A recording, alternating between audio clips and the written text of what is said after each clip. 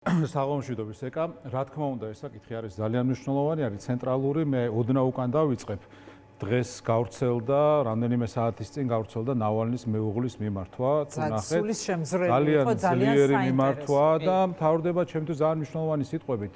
ის მოუწოდებს რუსებს მრისხანებისკენ და სიძულვილისკენ, გძულდეთ თქვენი მტერი, გძულდეთ პუტინი. აი ჩვენ რაღაცნაირად ისევა თეთრი ხელთათმანებით, ვარდისფერი სათვალით, რომ აი ჩვენ ხო იმას არ დავემსგავსებით, არა, მტერი უნდა გძულდეს, მტერი უნდა შეიცნო, უნდა იცოდე და მე რაღაც სხვა სამყაროში თუ ზეციურ საქართველოს შეიძლება გამგსაჯორან, არ გამგსაჯონ ამისთვის, ხო, რაღაც უმაღლესი ქრისტიანული მორალით, მაგრამ დღეს ამ ქვეყნიურ სამყაროში მტერი უნდა გძულდეს, პუტინი უნდა გძულდეს.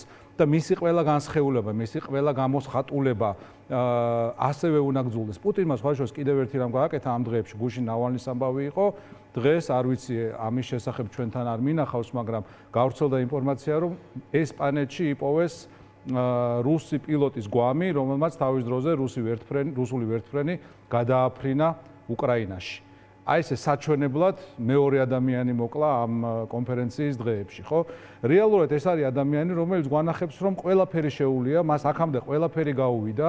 და თან ყველა ოპონენტი მოიშორა, ეს გვახსოვს ნემცოვი და ანუ უამრავი ასე არ არის ერთადერთი და პირველი შემთხვევა. ჩვენ ახლა ვამბობთ, რომ აი ამას მართლა აღარ მოითმენენ, ცოტა ჩემთვის ესეთია, სევდიანი დასაფიქსირებელია, იმიტომ რომ პუტინი მოვიდა ზუსტად ასე.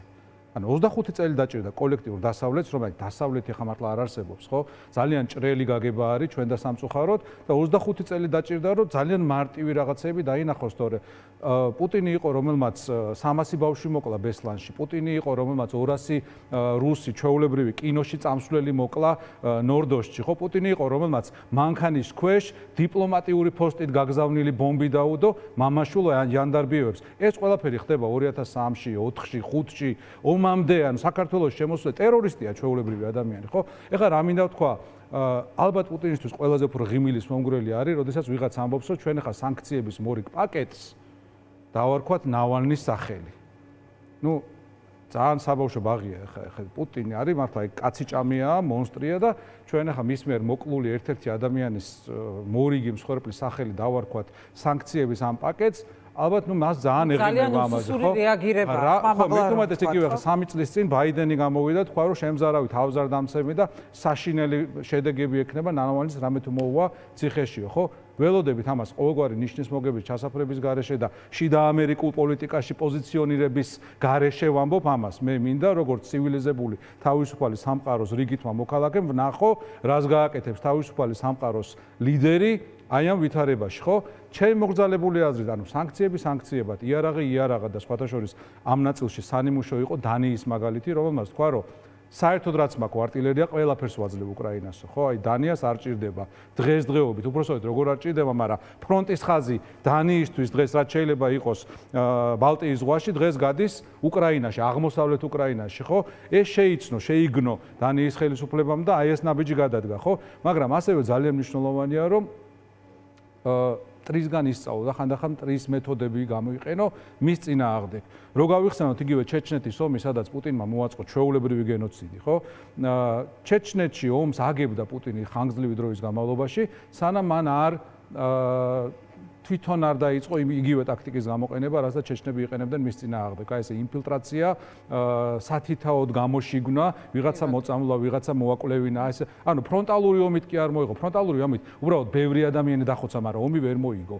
მოიგო მაშინ, როდესაც აი ესე სათითაოდ მოიშორა ის საკვანძო ფიგურები, რომლებიც მას ხელს უშლიდნენ ამაში, ხო? ჩვენ ვახსენეთ ნავალნი, ვახსენეთ ნემცოვი, ვახსენეთ ეს რა მაქსიმ კუზმინოვი არის თუ არ ვწდები, ვინც დღეს მოკლა და ესპანეთში ვინც იპოვეს, ხო? ანალოგიური გადაწყვეტილება აი ამ კოლექტიურ დასავლეთში, რომელიც ერთიანობა სამწუხაროდ ჯერ კიდევ არ არის ცხადი, აი იმ სპეცსამსახურებმა უნდა მიიღონ, რომ დავიწყოთ რუსეთის შიგნიდან ჩამოშლა. ამას ვამბობ აბსოლუტურად, ანუ სრული პასუხი ვიღებ, ვიღაცამ შეიძლება თქვას, რომ აი მარტივი ხო არა, მარტივი ნამდვილად არ არის. მაგრამ ამას სჭირდება გადაწყვეტილება და თუ გადაწყვეტილება იქნება მიღებული, ძალიან მარტივად მიიღებს ამ მესიჯს პუტინი, ხო? ჯერ ერთი ადამიანი რო წავა, მერე მეორე, მერე მესამე და ასე შემდეგ. ეს იქნება სულ სხვა ტიპის იმპულსი, თუნდაც იგივე შიდა რუსული პოლიტიკისთვის, რომელზეც დღეს საუბრობდა ნავალნის მეუღლე. გასაგებია